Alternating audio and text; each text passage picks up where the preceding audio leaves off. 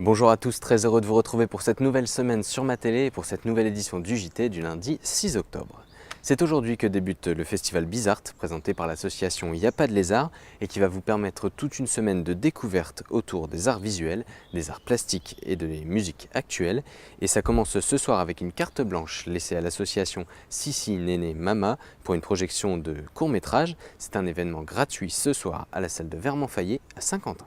C'est également ce lundi que débute l'opération Brioche mise en place par l'APUI des Papillons Blancs. En effet, vous serez sollicité de la part des bénévoles pour échanger une brioche ou un sachet de madeleine contre une participation financière de votre choix. Les dons serviront à faciliter la vie des adhérents de l'association. Ils viendront frapper à votre porte dans la rue et vous pourrez aussi les retrouver sur les marchés de Saint-Quentin.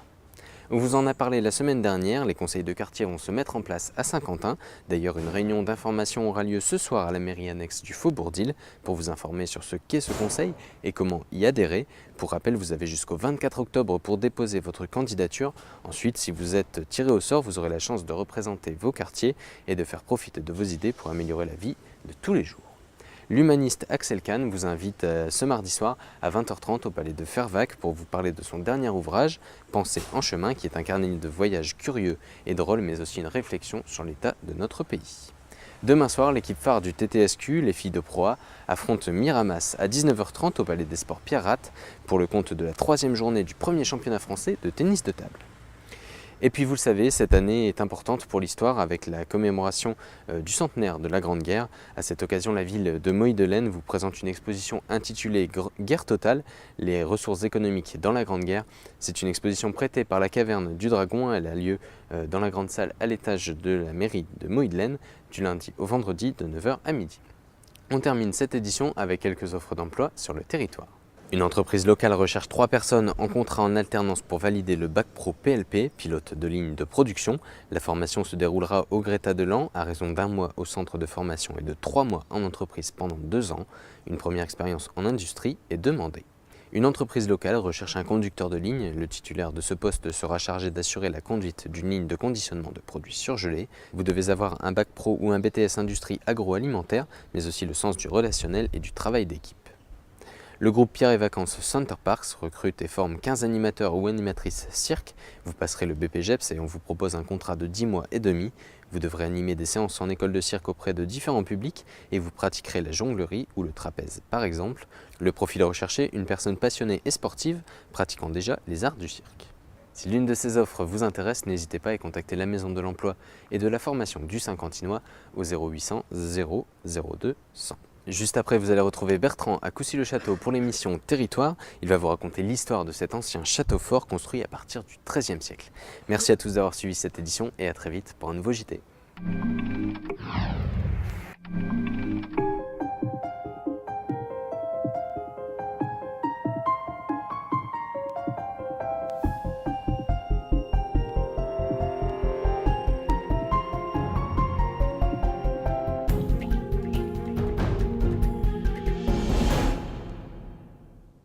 Bonjour à tous, ravi d'être en votre compagnie aujourd'hui à Coucy-le-Château pour votre émission Territoire. C'est la ville de Coucy-le-Château qu'on va vous proposer de découvrir, ou plus particulièrement tout le patrimoine qui est caché ici, caché et visible. Plus à la grandeur qu'elle avait avant, puisque vous allez découvrir que ce château était un endroit, une véritable place forte. Je suis en compagnie de Marie. Bonjour Marie. Bonjour Bertrand. Marie, tu t'occupes de l'association, de l'amicale de la... C'est l'association de mise en valeur du château de Coucy. D'accord, alors c'est une association qui fait quoi exactement? Comme son nom l'indique, on met en valeur le patrimoine. On a une partie de restauration du patrimoine. Là d'ailleurs on est sur la tour musée de la porte de Soissons. La porte de Soissons a été restaurée par exemple par nos soins, par l'association de mise en valeur du château de Coucy avec des bénévoles qui viennent de France, du coin, mais aussi des 4 coins du monde. Alors je disais tout à l'heure que ce château était une véritable place forte. Aujourd'hui, il reste beaucoup de vestiges, mais il faut s'imaginer comment c'était. Et tout à l'heure, c'est Patrick qui va nous expliquer comment était ce château. Ouais. Parlons un peu de Coucy aujourd'hui. Coucy, c'est combien d'habitants en gros? C'est environ 1000-1200 habitants environ. 1200 habitants. Et Coucy, aujourd'hui, dans ses attraits, à ce château et l'association œuvre constamment à sa Oui, réhabilitation voilà. et aux actions. Quelles sont les actions qui sont menées tout au long de l'année Donc autour du château? je parlais des chantiers de restauration du patrimoine. On a aussi une partie de spectacles, de fêtes. Il y a une grande fête médiévale au mois d'avril. En 2015, ce sera le 25 et le 26 avril. On a bien sûr Coucy à la merveille pendant tout le mois de juillet, chaque vendredi et chaque samedi du mois de juillet. Donc ça, c'est une grosse partie quand même de l'association. Et puis notre partie qui est en mode recherche. C'est le GREC, c'est le groupe de recherche et d'études de Coucy. C'est-à-dire, il y a encore beaucoup de choses à découvrir. Il y a encore beaucoup de ici. choses à découvrir. Il y a très peu de temps, on a appris la date, vraiment la date à laquelle le château, enfin le donjon du château a été détruit. Donc il y a vraiment très peu de temps. On est toujours à la recherche d'informations. Ça, c'est l'histoire. On peut toujours faire des recherches, on peut toujours approfondir en fait. Ouais. Alors ce château, il date de quelle période? Qui est du XIIIe siècle. 13e siècle. Ouais. Les premières traces, c'est quand? C'est dans les années. Déjà, on peut voir ici qu'on est sur un promontoire, là on le remarque très bien. Donc il faut se dire qu'au XIIe siècle, il y avait déjà une place forte et c'est le grand sire Enguerrand qui a donné la grandeur à Coucy en fait, qui lui a conféré cet aspect monumental. Ouais, monumental, parce qu'on peut parler un peu des dimensions de ce château. Oui, bon, déjà il y avait les dimensions du donjon. Il faut imaginer que le donjon, ça faisait un grand immeuble, ça faisait plus de 50 mètres de haut. C'est énorme. C'est énorme. Ça doit être un des donjons les plus hauts d'Europe. C'est ça. En fait, c'était le donjon le plus haut et le plus fort de l'Occident. De l'Occident, carrément. Ouais. Donc en fait, plus c'était haut, plus c'était imposant et plus on était important. Oui, par exemple, le Louvre, qui est situé à Paris, était beaucoup plus petit que la forteresse de Coucy. C'est la folie des grandeurs qu'ils avaient à Voilà, l'époque. c'est la folie des grandeurs, c'est exactement ça. Est-ce que c'était une place forte? La notion de place forte, c'est quoi? C'est un positionnement stratégique? Oui, bien sûr, oui. Là, on remarque bien qu'on a une vue très dégagée sur l'ensemble du territoire. Donc il fallait voir arriver l'ennemi. Bien sûr. Est-ce qu'il y avait aussi une implantation qui était importante par rapport aux vallées, par rapport aux forêts, par rapport à tout ce qui nous entoure? Certainement, je suppose. Certainement, oui, bien C'est-à-dire qu'ils sûr. choisissaient le point le plus haut, mais avec C'est de important quoi se d'avoir aussi nourrir. des ressources autour de l'emplacement du château. Ça, c'était quelque chose d'important, justement. Les forêts, c'est plein de ressources. Aujourd'hui, la ville de Coucy conserve un peu tout ce charme, c'est-à-dire que même les constructions que l'on peut voir autour de nous respectent l'environnement dans lequel on se trouve. Hein. Oui, à savoir quand même que cette ville a été détruite en 1917 par l'ennemi allemand. Et on a essayé de reconstruire l'ensemble des maisons, mais c'est pas l'ensemble malheureusement qui a été reconstruit. Pourquoi les Allemands, quand ils sont partis, ils ont tout démoli, ici et ailleurs? C'était plus pour toucher notre grandeur. C'était vraiment dans cet esprit-là. Et aujourd'hui, vous reconstruisez pour reconstruire cette grandeur? On voudrait que la ville de Coucy-le-Château-Auffrique soit reconnue, que la forteresse soit reconnue, puisque c'est un réel berceau historique. Il y a vraiment quelque chose de très fort et de très intéressant à Coucy-le-Château. Alors on dit Coucy-le-Château-Auffrique. Auffrique, Pourquoi? Puisqu'il y avait la ville de Coucy-le-Château et il y avait Auffrique. Et après justement la Première Guerre mondiale, au moment de la reconstruction, etc., on a assemblé les deux entités en fait. D'accord. Alors ce château, on peut le visiter? Oui, bien sûr. C'est un château des monuments, c'est un CMN en fait, c'est le centre des monuments de France. Donc c'est un château historique, hein, tout est classé voilà, bien tout sûr. ça. Donc c'est un château qui est bien sûr visitable tout le long de l'année.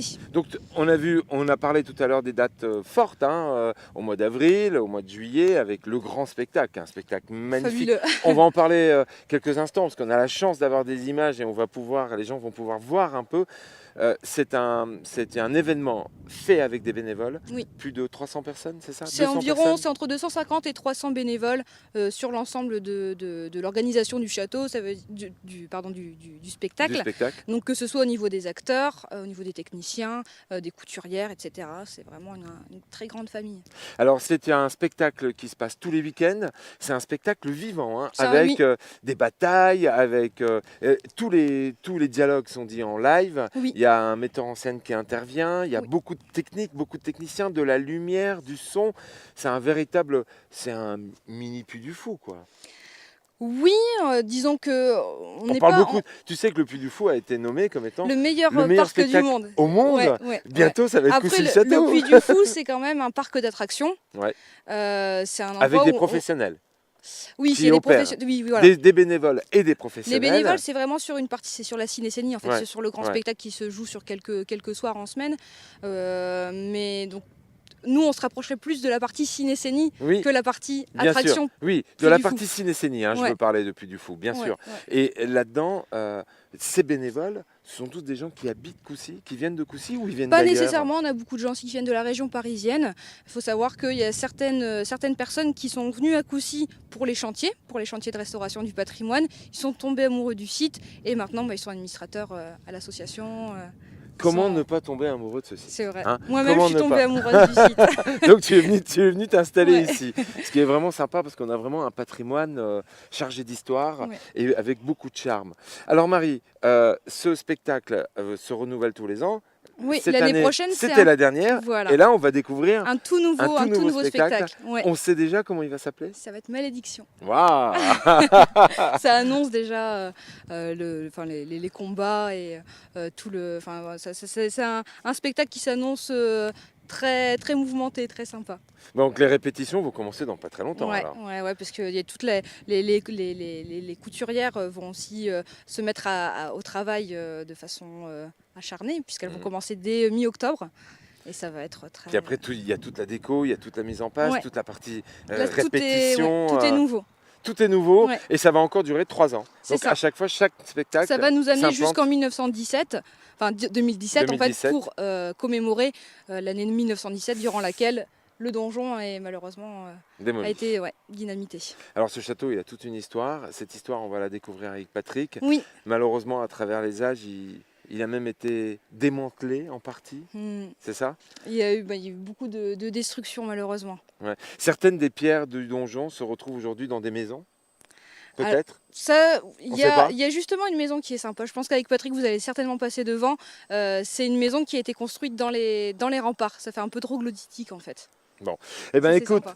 moi je vous propose de partir maintenant à la rencontre de Patrick. On va se retrouver d'abord auprès d'une maquette Oui. qui a lieu ici. Alors rappelons le lieu dans lequel Ici, on se trouve. on est tout en haut de la tour musée. La tour musée. La tour musée de Coucy, en fait, dans laquelle, disons qu'il y a plein d'outils de médiation qui nous permettent de comprendre ce qu'était Coucy. Bah oui, parce qu'il faut se projeter. Oui, Hein. ouais. La taille du château est vraiment immense. Même hein. si encore aujourd'hui, on a une bonne idée de ce qu'était Coucy, à l'époque, enfin, il y a même un siècle, c'était encore plus impressionnant, bien sûr, avec le donjon. Bon, eh ben suivez-nous en bas, on va aller à la rencontre de Patrick. Patrick va nous expliquer comment c'était à l'époque et il va nous proposer de faire une belle balade. Oui. Allez, on y va ensemble? Oui. Allez, c'est parti.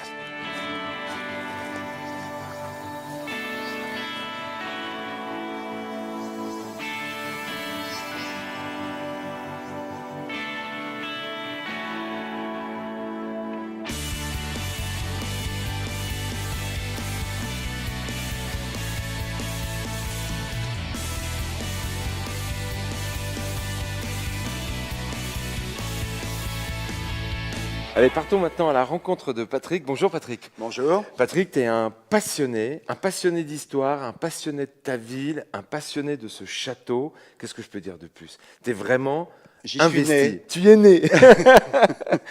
Patrick, j'aimerais que tu nous parles un petit peu de ce château, qu'on essaye de s'imaginer avant d'aller se projeter dans une balade. Oui. C'était quoi ce château? Pourquoi cette volonté de construire un château d'abord à Coucy? Alors, pour de multiples raisons. Le premier château, il est dû aux évêques de Reims qui voulaient protéger leurs terres contre les invasions des Magyars d'un côté, des Vikings de l'autre. Ça au Xe siècle. Mais Ah oui. comme il était très bien situé au milieu de terres riches, il a très vite suscité de nombreuses convoitises. Et une famille venant de la région d'Amiens, les seigneurs de Beauve, se sont installés à Coucy, ont pris le titre de sire de Coucy. Et à partir de là, ils ont commencé à augmenter leur puissance territoriale en faisant des mariages bien choisis. Et ils sont devenus des barons extrêmement puissants du nord de la France.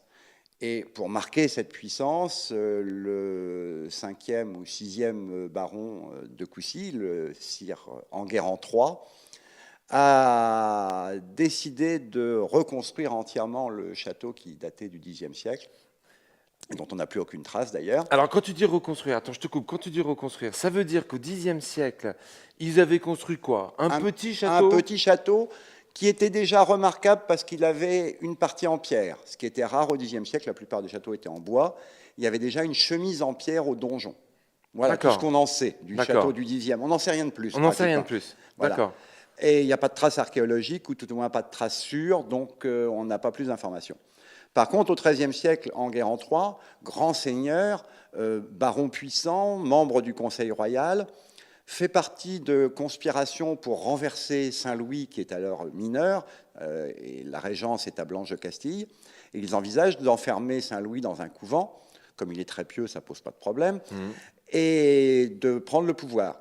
Et l'histoire dit que c'est Enguerrand III qui aurait été désigné pour être élu roi à la place de Saint-Louis. D'accord.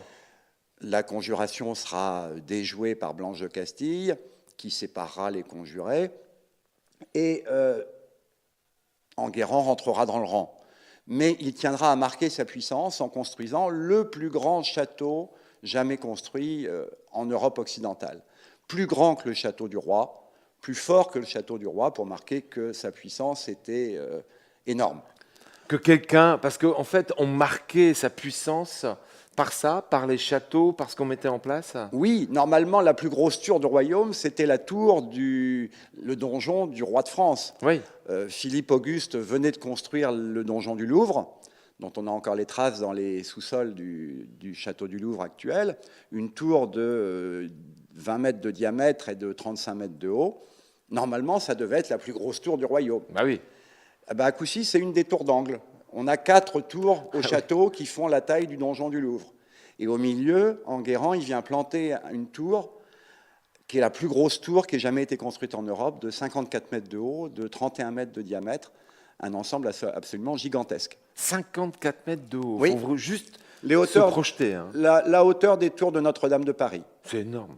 Ou l'intérieur du dôme de Sainte-Sophie, qu'Enguerrand III connaissait aussi, puisqu'il était allé aux croisades et qu'il était passé à Constantinople.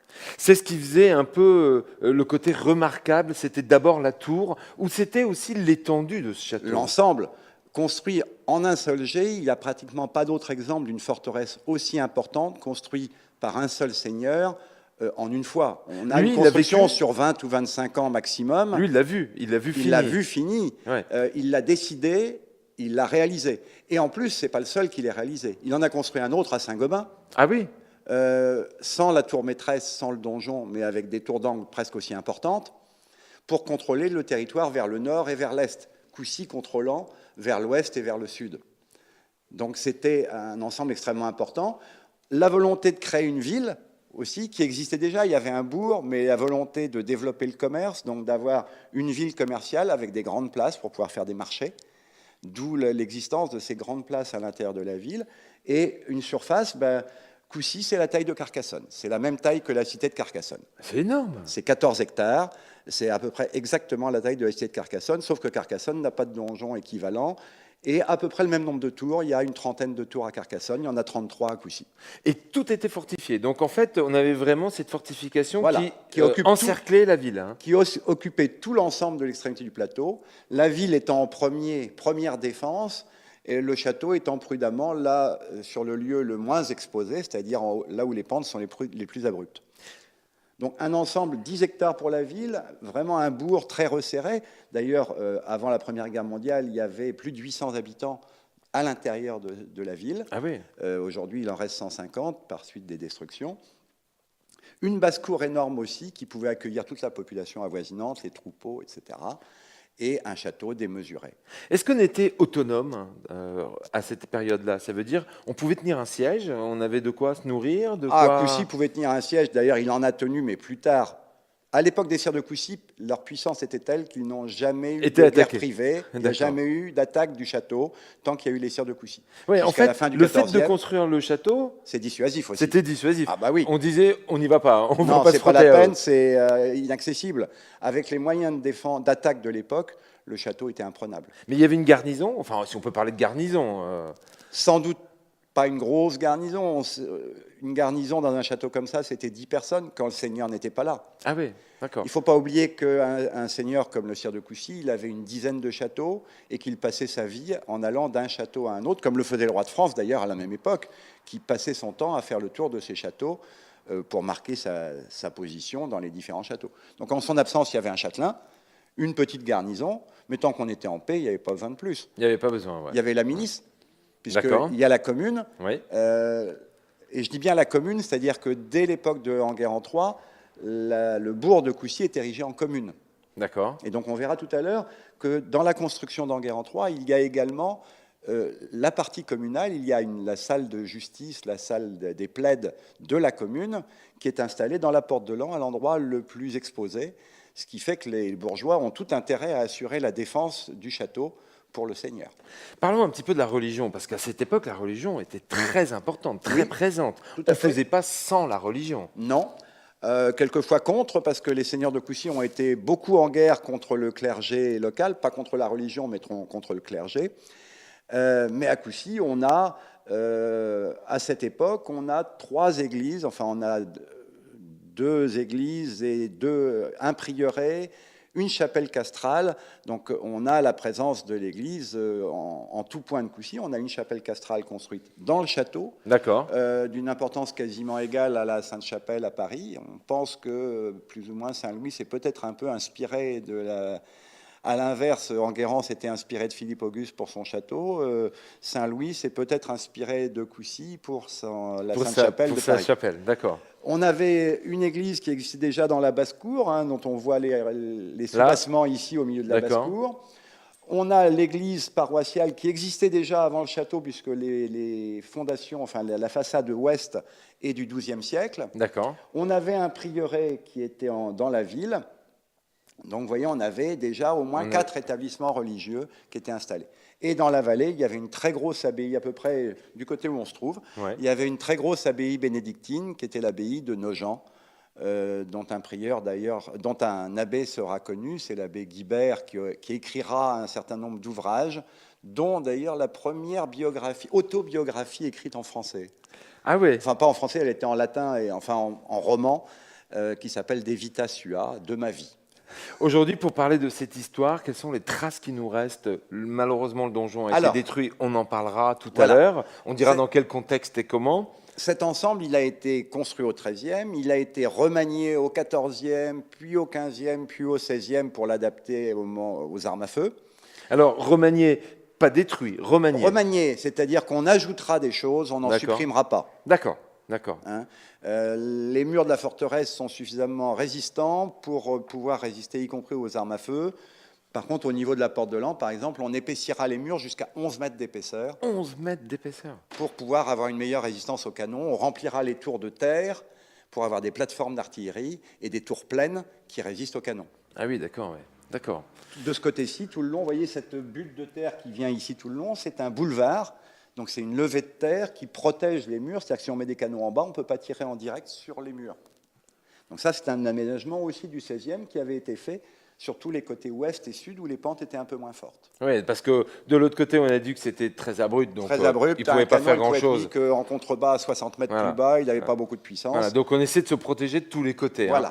Aujourd'hui, de ces 3 églises dont on parlait, de ces 3 lieux, il en reste une. L'église paroissiale, et encore partiellement reconstruite après la Première Guerre mondiale, puisque les destructions se succéderont entre le XVIIIe, le XIXe, enfin la Révolution française, et surtout le XXe siècle, où là, lors de la retraite de l'armée allemande en 1917, il y a bientôt 100 ans, l'armée allemande a volontairement détruit le donjon avec 28 tonnes d'explosifs, les 4 tours d'angle avec 10 tonnes à chaque fois d'explosifs, les portes de la ville pour retarder l'avance des armées françaises et alliées, et ils ruineront le village, c'est-à-dire que toutes les maisons seront détruites à l'intérieur du village. En partant. En partant. Oui, avant de partir, ils évacuent la population, un mois avant, et ils font une œuvre de destruction complète. Mais c'est vraiment la volonté de laisser... C'est une volonté de laisser un champ de ruines derrière eux. C'est une retraite préparée à l'avance. C'est la retraite de début 1917, depuis la ligne de front qui prolongeait le chemin des Dames vers l'ouest, au-dessus de Compiègne. Ils vont rétrécir cette ligne de front en la mettant plus à l'est et au nord, et Coucy se trouve entre les deux, et ils détruiront entièrement Coucy pour ne laisser aucune trace, en particulier du donjon, qui était considéré comme une merveille du génie français. Donc les Allemands décident de le détruire complètement. Ouais. Bon, ce que je te propose, c'est de partir un petit peu dans le village ensemble. Voilà, alors et on va continuer à reparler de cette... Voilà. Où est-ce que tu vas nous emmener? Ici, on est sur une maquette complète, donc on voit bien l'enceinte de la ville, celle de la basse-cour, celle du château. Là, on se trouve où? On est là-bas au bout, D'accord. à la porte de Soissons. D'accord. Autrefois porte des Treilles, puisqu'elle donnait sur les vignes. D'accord. Toute la pente ici était en vignoble. Et on va partir vers l'église, on va contourner l'église, on va aller sur le front est et nord-est.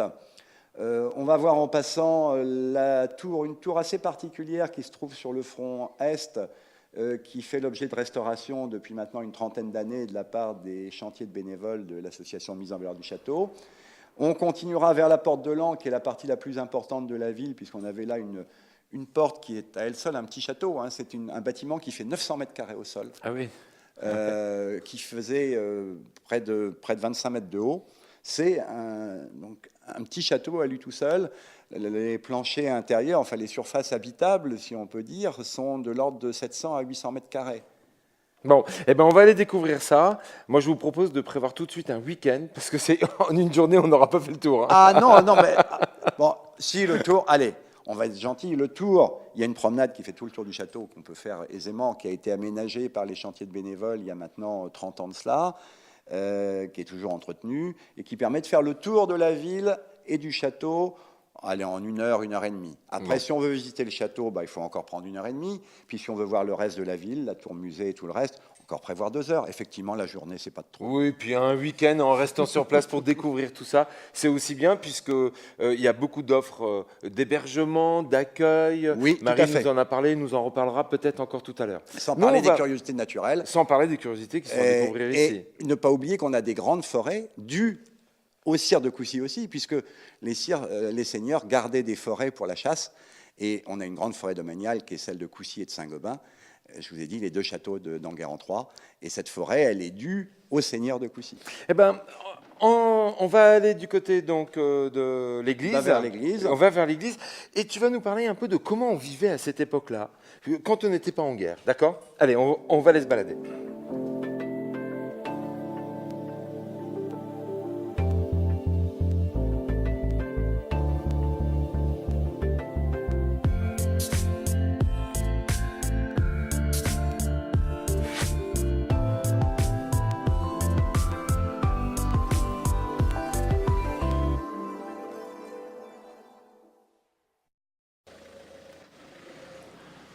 Patrick, on sort de la tour où on était à l'instant. Oui. Et en fait, c'est étonnant parce que ce que l'on voit là sont des pierres qui sont marquées par l'histoire, pour certaines. On les voit, les trous là. Hein. Oui, oui. Et puis d'autres qui sont un peu lisses. Alors, comme je venais de le dire auparavant, Coucy a beaucoup souffert lors de la Première Guerre mondiale. Et entre autres, l'armée allemande a fait sauter les voûtes des portes de la ville. Donc là, on est à la porte des Treilles, la porte de Soissons, et la voûte avait été dynamitée de manière à boucher le passage, à retarder l'avancée des armées. Et elle était restée dans cet état complètement effondré, déblayé bien sûr, mais ça n'est que dans les années 90 qu'est né le projet de restaurer les voûtes, dont on avait des photos d'avant-guerre. Et il a fallu une quinzaine d'années pour obtenir les autorisations nécessaires. Et ce sont les chantiers de bénévoles qui ont restauré les arches de la voûte ici, il y a maintenant 3-4 ans, lors de 3 chantiers successifs. Ils ont pu restituer l'ensemble de cette porte qui lui redonne quand même son allure ancienne. Même si les pierres sont neuves, elles se patineront petit à petit. Dans le temps. Alors justement, à la fin de cette émission, on va aller à la rencontre justement de ceux qui sont actuellement sur ces chantiers. Voilà. C'est important de s'imaginer que c'est un véritable savoir-faire oui. qui s'est peut-être perdu dans le temps, qu'on va rechercher, qu'on maintient, parce qu'il faut le construire ça. Hein. C'est des choses qui sont maintenues. C'est pas du coffrage et du béton. Hein. Non, c'est de la pierre et c'est de la pierre de la région. Hein. On a la chance d'avoir encore des carrières exploitées dans la région qui fournissent une pierre de qualité comparable à celle qui a été utilisée pour le château, même si ce n'est pas exactement les mêmes carrières, c'est les mêmes couches géologiques.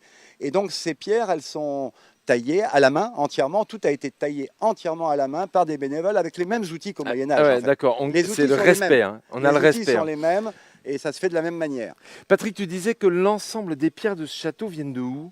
Alors, du plateau, aux environs, à quelques kilomètres d'ici, on avait des carrières. Tout le plateau est un plateau de calcaire.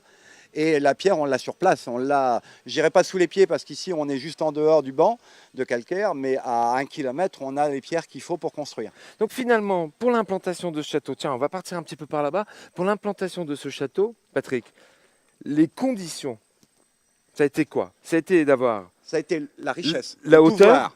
D'abord, la richesse et le pouvoir. D'abord la Parce que richesse et le pouvoir. C'est Voilà. des sommes énormes. Enfin, Oui, il faut s'imaginer. Le volume de pierre est considérable. Il faut des moyens énormes pour construire ça. Donc déjà, un seigneur qui possède des moyens considérables. Et il fallait l'appui de la royauté? Non. Non. Non, On C'était pouvait, c'est une seigneurie autonome. Ah ouais. Coucy est resté indépendant du pouvoir royal jusqu'au XIVe siècle. C'est un exemple assez rare puisqu'on est proche de l'Île-de-France, mais Coucy a gardé son indépendance, entre guillemets.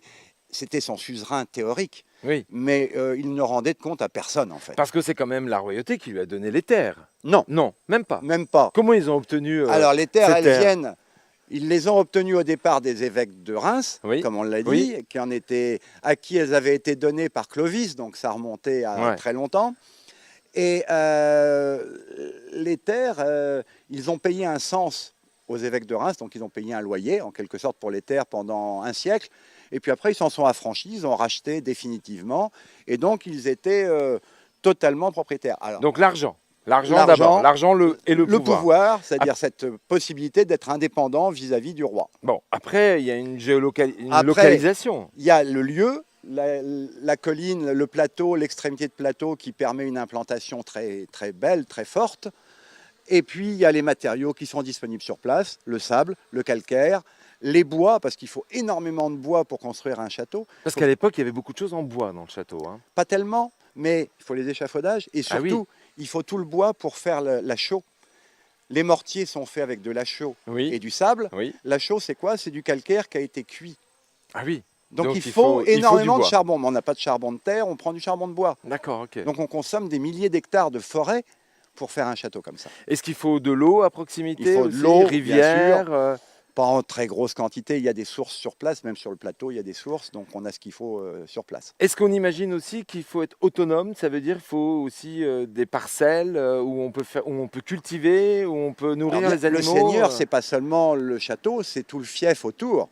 C'est la propriété, je dirais, d'un fief qui s'étend sur plusieurs centaines d'hectares. Et bien sûr, avec des serfs qui cultivent, avec des hommes libres aussi, d'ailleurs, pas seulement des serfs, parce qu'au Moyen-Âge, on a toujours tendance à imaginer le seigneur et puis les serfs. La société est beaucoup plus complexe que ça. Ah oui. Elle comporte à la fois, effectivement, la caste des nobles, Oui. qui sont à la fois protecteurs, guerriers et dirigeants. Il y a les bourgeois, ceux qui habitent dans le bourg, dans la ville, D'accord. qui sont en général les artisans, hein, D'accord. qui sont tous les Eux, ils sont artisans autonomes. et commerçants. Eux, ils Non, rendent pas ils- trop de compte, si? Ah si, ils Ils sont dépendent quand du même taxés, seigneur, dépendent du seigneur, ils sont taxés, ils doivent un service souvent militaire, sous forme D'accord. de milice.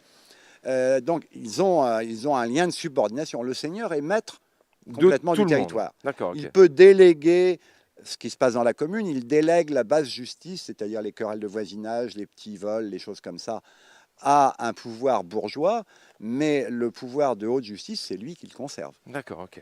D'accord, donc en fait, il fallait toutes ces conditions, Pour fallait pouvoir, voilà. pour C'est des pouvoir conditions construire. un peu exceptionnelles qui conduisent à ce château exceptionnel, parce qu'on a des châteaux, on en a partout en France, mais qui souvent sont à la taille du pouvoir de chacun. D'accord. Donc en fait, par la taille du château, on a quelque imagine part, le pouvoir on qu'avait est- le seigneur. Voilà, on est au-delà de ça, parce qu'on peut penser qu'en Guerre en Troie était franchement mégalomane.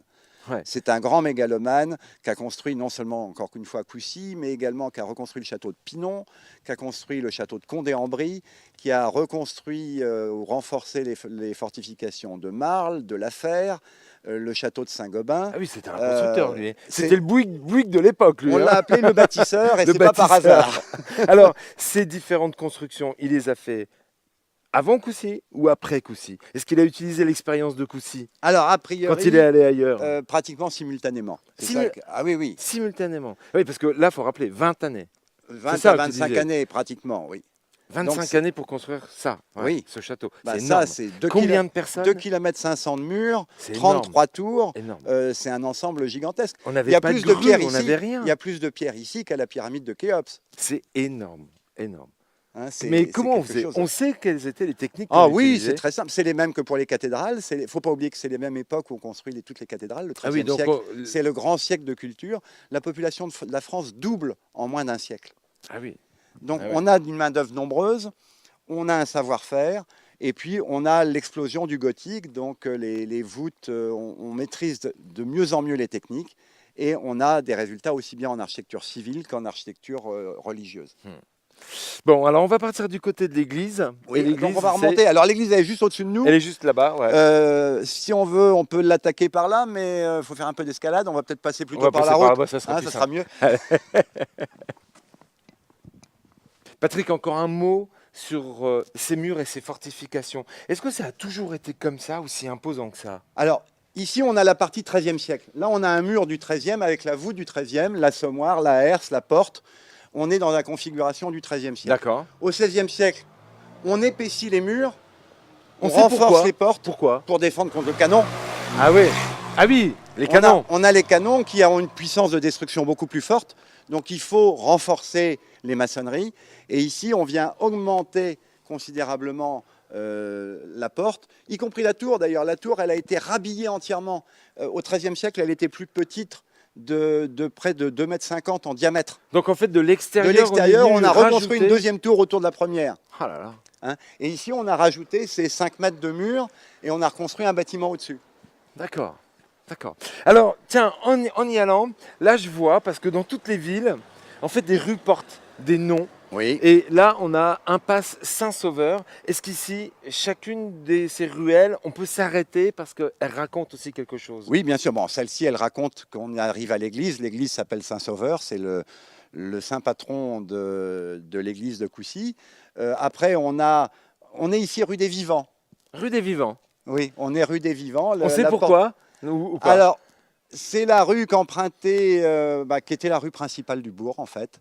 Et on a d'une manière assez curieusement, on a une rue des Morts à côté. D'accord, Enfin, ok. qui aujourd'hui a été rebaptisée en rue du Gouverneur parce que ça plaisait pas trop aux habitants d'être dans la rue des Morts. Et la rue des Morts, c'est parce que les enterrements passaient par là. D'accord, ok. D'accord. Hein.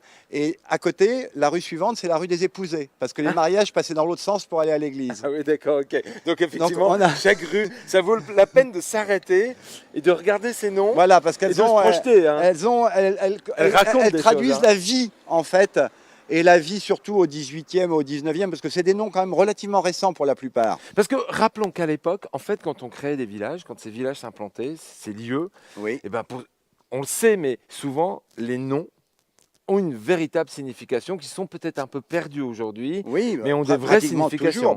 Toujours, bon, il est rare qu'on donne le nom d'un homme à une rue. En général, les rues, elles sont en rapport avec soit des particularités géographiques, soit des bâtiments qui s'y trouvent, soit des raisons de bâtiments publics ou de fonctions, Ouais. etc. Mais se sont vraiment passées des choses. Aujourd'hui, il y a des quartiers dans les villes nouvelles, on leur donne des noms de Oui. gens célèbres, mais ils n'y sont jamais allés. Ils sont Alors jamais que allés. là, il y a des tranches de notre histoire qui se sont passées Tout à là. fait.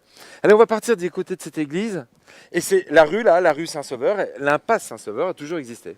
Oui. D'accord, C'est- c'était elle est- l'accès. Elle est au revers de la muraille. On a la muraille du XIIIe siècle ici tout le long. Hein, d'ailleurs, on voit bien avec cette extension du XVIe au bout. On a cette muraille du XIIIe qu'il a même fallu rentailler un peu pour faire passer la rue parce qu'on avait un petit angle qui gênait. D'accord. Et elle a toujours existé. La différence, c'est que jusqu'au 19e, ici, on avait des maisons construites en bord de rue. On avait des maisons tout le long construites en bord de rue avec des étages. Donc il faut imaginer des rues plus étroites et plus sombres, on est dans une petite ville, on n'est pas dans un village au 19e, au 18e, au 19e et jusqu'au début du 20e. On est dans une petite ville, un peu comme peut l'être Laon ou encore aujourd'hui la partie haute de la ville de Laon, avec des rues, des maisons à 1 ou 2 étages construites tout en bordure de rue. Et ce qui explique les 800 habitants dans un espace de moins de 10 hectares. Ah oui, parce qu'il faut les loger, tous ces gens. Patrick, est-ce qu'on a un souterrain riche ici? Alors, Parce ça que c'est toujours le grand fantasme de tout oui, le monde. bah oui. Alors, Est-ce que je viens avec mon détecteur de métaux? dans une ville comme Coucy, comme à Laon, comme dans beaucoup de villes médiévales, construites sur un plateau de calcaire, le sol c'est un vrai gruyère. Mais c'est un vrai gruyère non pas parce qu'il y a des souterrains, mais avant tout parce qu'il y a des carrières. On a extrait la pierre sous les pieds, pour construire. Mais on l'a rebouché. Pourquoi aller après. les chercher? Non, Non, pourquoi les reboucher? Ça servait de cave. En plus, Bah il y avait oui. les vignes derrière. Ah oui, d'accord. Ouais. Il fallait bien mettre le vin quelque part. Tout à fait. Il y a les sources. Il y a une nappe sous le plateau qui se trouve à 10 mètres de profondeur. Beaucoup de caves permettaient d'accéder directement au plus bas. On accédait au niveau de la nappe et on avait une source où on pouvait prendre l'eau pour laver les tonneaux, pour laver les bouteilles, Bien pour, sûr. On disait tout etc. à l'heure que ces matières premières étaient importantes quand on faisait ces choix-là. C'est aussi quand on voit les vendangeoires du Lannoy, quand on voit toutes les maisons de la région, elles sont implantées dans des zones où il y a des vignes, certes, mais où il y a de l'eau aussi, parce qu'il faut nettoyer, il faut qu'il y ait du bois pour faire les tonneaux, faut qu'il y ait... Bon, On fait un ensemble.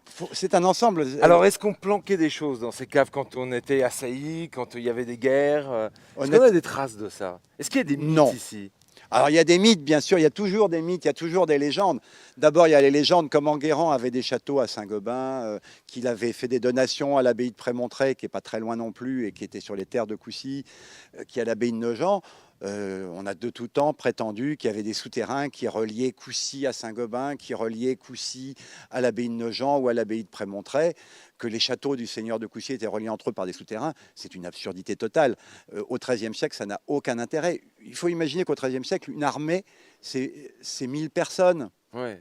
On n'a même pas de quoi entourer le château avec un cordon d'un homme tous les mètres. Ouais. On peut sortir par une poterne et puis s'en aller n'importe où. Faire des souterrains qui peuvent être envahis et où on ne voit pas les gens arriver, c'est aussi dangereux pour l'attaque que ça ne peut être utile pour la défense. Et c'est même plus dangereux qu'autre chose. Donc il y a effectivement des caves, il y a des galeries partout, mais elles ont une origine essentiellement civile et une vocation essentiellement civile. C'est celle qu'ont eu les caves jusqu'à l'invention du réfrigérateur. Hein. Ouais, mais je suppose Il quand faut même stocker que les marchandises, Bien il faut sûr. stocker la nourriture. la nourriture, mais je suppose quand même qu'il y a des gens qui ont peut-être Oui, planqué alors, on peut leur toujours- richesse. En période troublée, on peut toujours imaginer que des gens ont caché leur... alors, ça peut aussi bien être dans le jardin que dans une cave. Hein. Oui, bien sûr. On fait un trou dans le jardin, on enterre ses pièces d'or et puis on referme le trou. Bon. Alors après, les endroits où on risque pas de trouver ça, là, on avait le cimetière, par exemple. Autour de l'église, il y avait le cimetière jusqu'au 19e siècle. Donc là, il y avait des tombes. Ouais. Alors, ce qu'on peut retrouver, c'est des ossements, éventuellement, si on D'accord. creuse un peu. D'accord. On a peu de chance de trouver un trésor, ça c'est Ouais, clair. ça, d'accord. Alors, Et en ailleurs, fait. alors, quand on parlait de légende, oui, il y a aussi une légende qui dit qu'il y avait un veau d'or à Coucy Ah oui. qui est enterré quelque part. Il y a aussi une autre histoire, mais alors là, qui est de l'histoire, qui n'est pas de la légende. Lors du siège de 1411, le premier siège qu'a eu à subir Coucy, il y a eu des galeries de mines qui ont été creusées sous les murs. Alors, on ne sait pas si c'est du château ou de la ville, parce que les textes ne sont pas très précis.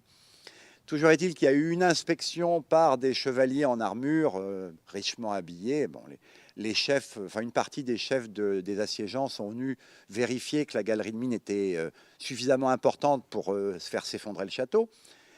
Et malheureusement pour eux, elle s'est effondrée au moment où ils y étaient. Ah. Et le récit dit « Et encore y sont-ils » Donc il y a quelque part, il devrait y avoir quelque part, des hommes enterrés avec leurs armures, avec leurs épées.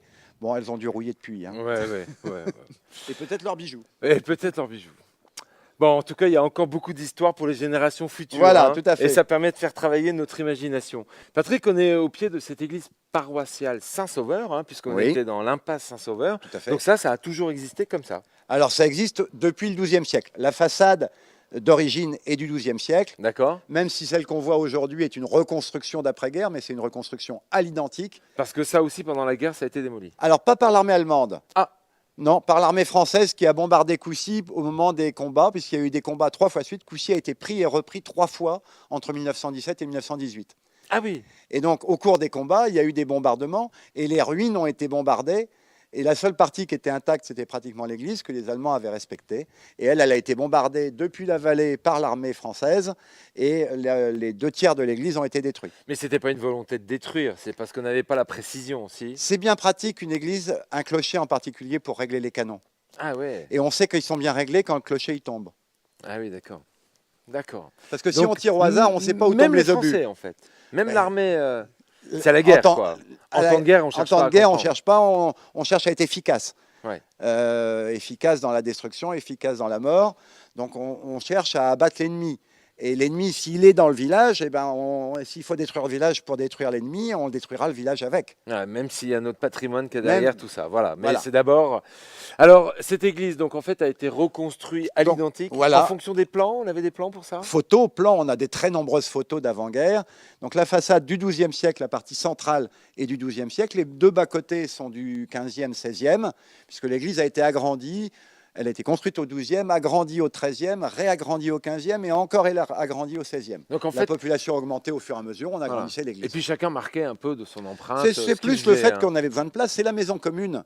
C'est quand même Ouais, le lieu de il faut quand même rassemblement. se rappeler, voilà. à Il l'époque. faut pouvoir réunir toute la population dans une église, logiquement. ouais. Donc là aussi, l'importance de l'église donne une idée de l'importance du village. Oui, bien sûr. On voit aujourd'hui dans certaines régions des églises énormes avec des villages de 200 habitants. C'est parce que les villages avaient beaucoup plus d'habitants à l'époque. À Coucy, l'église, elle tient 500 personnes, pratiquement. La population était de 800, donc si on enlève les enfants, les vieillards, etc., on pouvait réunir toute la population adulte dans l'église. D'accord, ok. D'accord. Voilà. On va contourner l'église, on va aller voir ensuite, on va voir justement qu'il y a cette partie 12e, et on verra la partie 13e qui est à l'autre bout. Qu'est-ce En à fait, l'autre bout On passe le- par où par les remparts, le chemin, tant là. qu'à faire, on va passer Allez. par les remparts. On va prendre les remparts.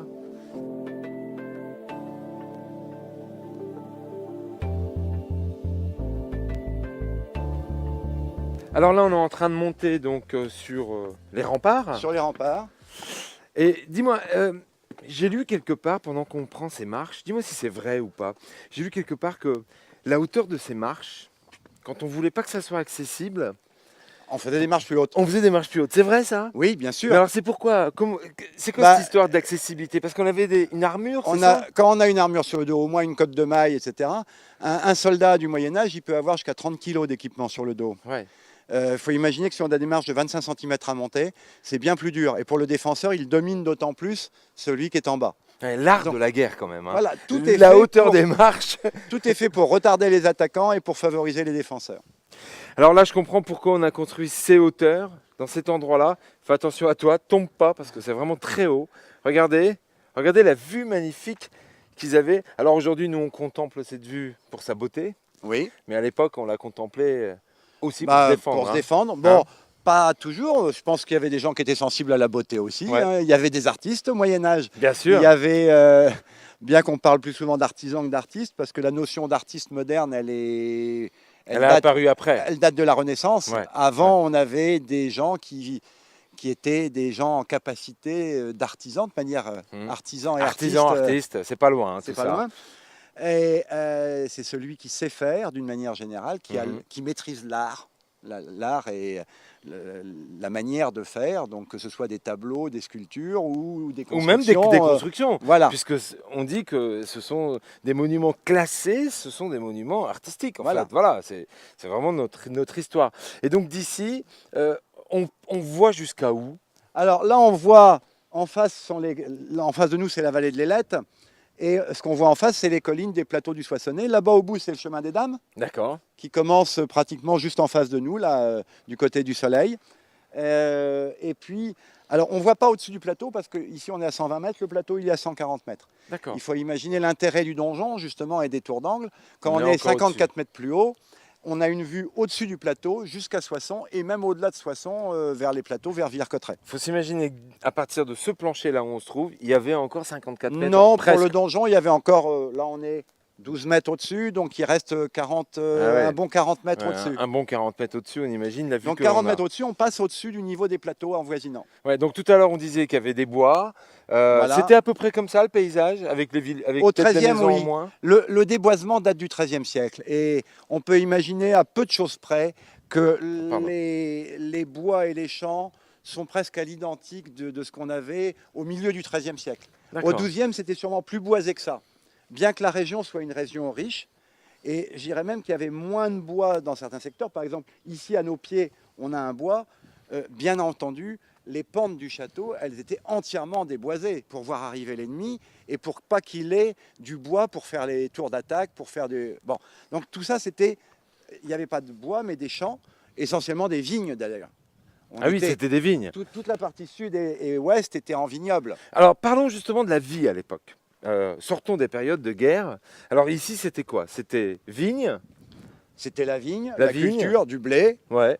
le commerce malgré tout. C'était une place d'échange? C'était une place d'échange modeste, surtout un lieu de passage. La grande richesse des Sires de Coucy, c'est d'avoir eu des points de contrôle sur toutes les routes de communication qui venaient du nord-ouest et qui Oui. s'en allaient vers le sud-est. D'accord. C'est-à-dire qu'au XIe et XIIe siècle, ils contrôlaient tous les marchands qui venaient d'Angleterre, de Hollande ou d'Allemagne et qui descendaient sur les foires de Champagne. D'accord, donc Et ils systématiquement, faisaient et tout payer- passait et par ils là. fa- Tout passait par Et là. alors, et il y c'était avait quoi? C'était une taxe? une taxe, Ah oui.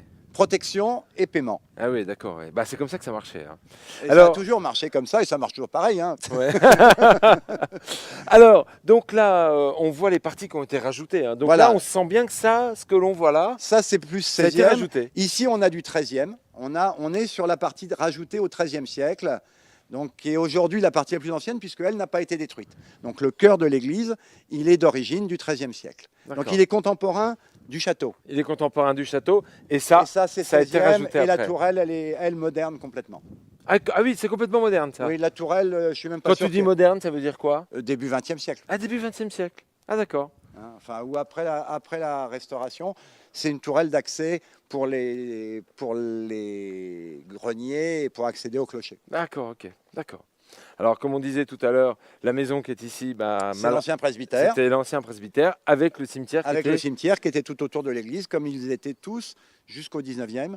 C'est à la fin du 19e siècle qu'on a déplacé les cimetières des églises pour les emmener à l'extérieur des villages. D'accord. Alors là, on voit des murs, je ne sais pas Bah, il si y avait on une le voit. chapelle.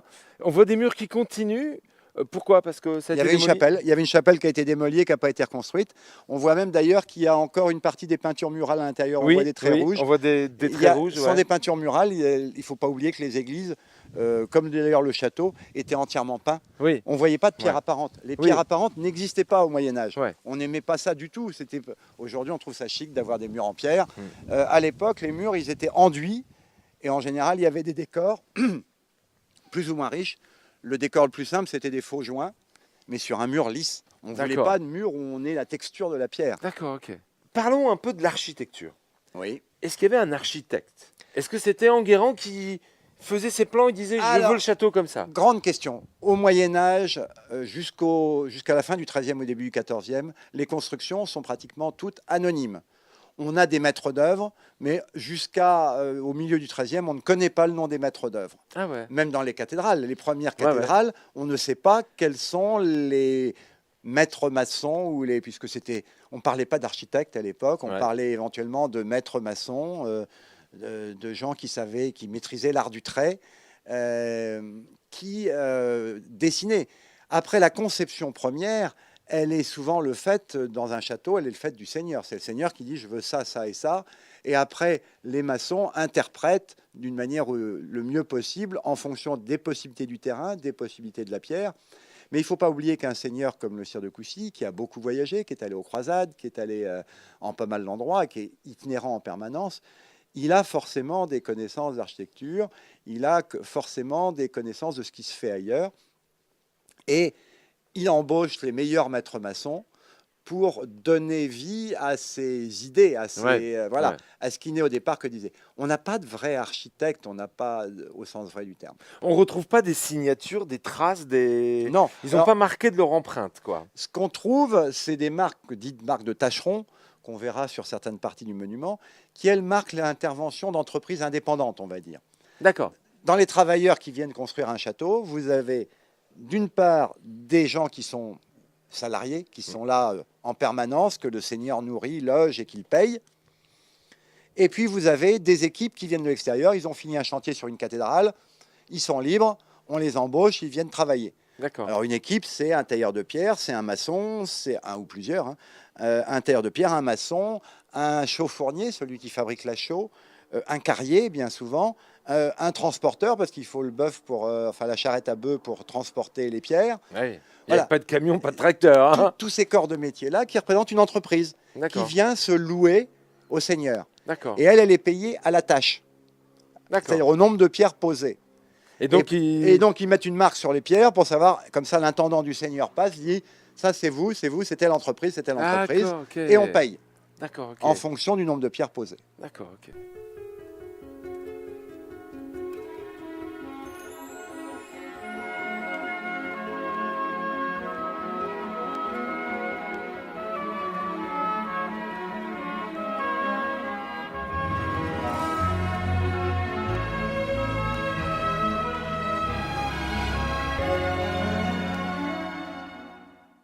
Patrick, on a quitté un petit peu les remparts, on est venu un peu en contrebas pour contempler un peu cet ensemble d'un autre point de vue.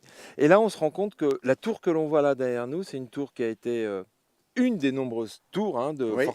qui faisait partie de cette forti- fortification. Ça fait partie de ces 4 tours qui entouraient le château. Non, alors là, on est toujours sur l'enceinte de la ville, hein, D'accord. mais cette tour, elle est un peu particulière parce qu'on a, dans les 33 tours, on en a toute une série qui sont identiques. Celle-là, elle est un peu différente, on a du mal à s'expliquer sa raison d'être particulière. C'est la seule tour du front Est. D'accord. Parce que curieusement, le château de Coucy, il est très impressionnant quand on est à l'ouest, pour une raison fort simple, c'est que la voie romaine, qui était la grande voie de circulation au Moyen-Âge, elle passe à l'ouest de Coucy, celle qui va de Soissons à Saint-Quentin. Donc il fallait impressionner de l'autre Il fallait côté. impressionner de l'autre côté, donc on a les tours, on a une tour tous les 25 mètres de ce côté-là. Ah oui. Ici, de la voie romaine, on ne voit pas au-delà de l'église. D'accord. Donc tout le front est n'est pas visible. Alors pourquoi cette tour alors? Alors pourquoi cette tour? On On ne sait. sait pas. On ne sait pas très bien. Est-ce que c'était un fief indépendant? On pense que ça pouvait être un fief indépendant. Ah oui, C'est-à-dire qu'il pouvait y avoir un seigneur qui était seigneur de la tour, de la tour là. ici. D'ailleurs, ce qui nous fait penser ça, entre autres, c'est qu'on a un chemin de ronde à l'étage qui permet de circuler sur le rempart sans traverser la tour. Alors que les tours qui appartiennent au seigneur, on les traverse à chaque fois pour aller du rempart sur le rempart Ah de l'autre d'accord, côté. ok. Donc c'était peut-être une propriété privée à l'intérieur de l'ensemble. Là, la construction, là, donc ça a été reconstruit, hein, forcément. Alors, reconstruit, non. Alors, cette tour, elle existait. Quand on l'a prise en charge au niveau des chantiers de bénévoles, il y a 30 ans de cela, elle était entièrement recouverte de lierre. Il y avait des pitons en métal, il y avait des fils de fer, il y avait de la vigne vierge dessus. Elle était en train de se dégrader complètement. Elle avait servi de décor pour un jardin, simplement. D'accord. Elle était plantée d'arbres. Il y avait une dizaine de tilleuls plantés dessus. Et elle était remplie de terre. Alors, remplie de terre, ce n'était pas les aménagements du 19e, c'était le 16e siècle. Elle avait été détruite volontairement en partie supérieure pour installer une plateforme d'artillerie. D'accord. Bah oui, parce que c'est là où l'artillerie a fait son apparition. Hein. Quand au 16e siècle, l'artillerie a fait son apparition, on a installé des plateformes et on a donc ce qu'on appelle découronné, on a enlevé le sommet des tours pour installer des plateformes d'artillerie et on a rempli la tour de terre. D'accord. Alors là, ce que l'on voit là, donc on est sur Toute un la chantier. base. Ça va encore continuer là, le chantier. Alors, toute la base est ancienne, hein, y compris D'accord, les on voit archères qu'on voit D'accord. au premier étage. Tout ça, c'est les pierres anciennes. On voit qu'on a 3 rangs de pierres récentes en haut. On Oui. en a un peu plus sur le côté gauche. Oui. Ça s'arrêtera là, Pourquoi? parce qu'au-delà, on est dans l'hypothèse. Et alors, le principe de la restauration d'un monument, c'est qu'on arrête la restauration là où commence l'hypothèse. Il ne s'agit pas de faire des choses imaginaires. On est là pour consolider et pour restituer ce qui pouvait exister, ce dont on est sûr. Mais on n'a pas toujours fait comme ça. Il y On a n'a des pas exemples toujours dans fait comme ça. l'histoire, Le plus bel exemple, c'est Viollet-le-Duc, qui, lui, avait pour doctrine de reconstruire les monuments tels qu'ils auraient pu être. Ils auraient pu. Ils auraient pu, mais qu'ils n'ont jamais été. Le château de Pierrefonds, il y a des parties qui n'ont jamais existé, mais il s'est inspiré d'autres châteaux de la même époque pour construire des choses, pour en faire un ensemble homogène. Ouais. Lui, il aimait l'homogénéité. Aujourd'hui, on construit, mais on Aujourd'hui, s'arrête là où. Commence l'hypothèse, là où on ne sait d'accord. plus. D'accord. On a des photos d'avant-guerre, on voit tout ce qui existait. Les 3 rangs de pierre qu'on a remontés, ils existaient, ils sont tombés après la guerre 14, c'était un parapet en pierre, on l'a restitué. Au-delà, on ne sait pas. On ne sait pas si le premier étage de cette tour avait une voûte, s'il avait un plancher. On a des exemples différents suivant les époques. Donc, on s'arrête là où on est sûr qu'on est dans le réel. Mais on l'a décaissé à l'intérieur. Alors on a vidé toute la terre, on a enlevé près de 200 mètres cubes de terre, en 2 C'est fois énorme. d'ailleurs, parce que la première fois on pensait qu'il n'y avait pas de salle basse. On s'est donc arrêté au niveau du rez-de-chaussée. On a fait un déblaiement soigné, semi-archéologique. On a regardé ce qu'on enlevait. C'était du remblai homogène du XVIe siècle. Puis on pensait que là, on avait des traces de poutre au sol. On s'est dit, bon, on a des traces de poutre. On est sur le niveau ancien. Et puis en refaisant une fouille pour faire une dalle de mortier pour aménager la salle qui a été entièrement restaurée, on a découvert dans un coin que il y avait rien, il y avait un seul meuble qui était du remblai. Alors on a continué, on a fait une fouille, on a fait un sondage archéologique, puis on est descendu, et finalement on s'est rendu compte qu'il y avait une salle basse et que ce qu'il y avait au rez-de-chaussée c'était un plancher. Et que les traces de poutre qu'on avait, c'était des traces de poutre du XVIe siècle pour faire passer des canons et non pas des traces de poutre du XIIIe siècle. Ah, dis donc, il y en a encore beaucoup à découvrir dans ce château, non? Partout, partout. Le château, là, voyez, on a travaillé sur une tour pendant 30 ans, on en découvre encore sur cette tour aujourd'hui. On va attaquer bientôt la restauration de la porte de l'An où il y a encore des choses à découvrir. Et je ne vous parle pas du château, de la basse-cour du château, où il y a 3 hectares de terrain qui n'ont jamais été fouillés et où on sait qu'on a des cuisines du XVIe siècle, on sait qu'on a des bâtiments du XIIIe, du XIVe, tout au moins les fondations et les parties basses, mais qui n'ont jamais été fouillés, pas même au 19e. Donc là, on a un territoire vierge pour le futur. Quelle chance vous avez de travailler dans... franchement, Oui, vraiment. oui, Vraiment. et bon, on en profite. Hein. Ouais, vous en profitez. Vous aussi, n'hésitez pas à venir profiter ici de tout cet environnement et de tout ce qu'il y a. On va s'arrêter là pour aujourd'hui. Et oui, voilà, c'est déjà l'heure, la fin de cette émission. Mais vous inquiétez pas, on continuera la semaine prochaine et on continuera cette balade en compagnie de Patrick, mais aussi de ceux qui aujourd'hui sont en train de rénover ce lieu. Tout à fait. Patrick, on donne rendez-vous à tout le monde pour venir d'abord ici découvrir ce lieu. Tout à fait. Et puis aussi la semaine prochaine, vous aurez la suite de cette émission. À la semaine prochaine.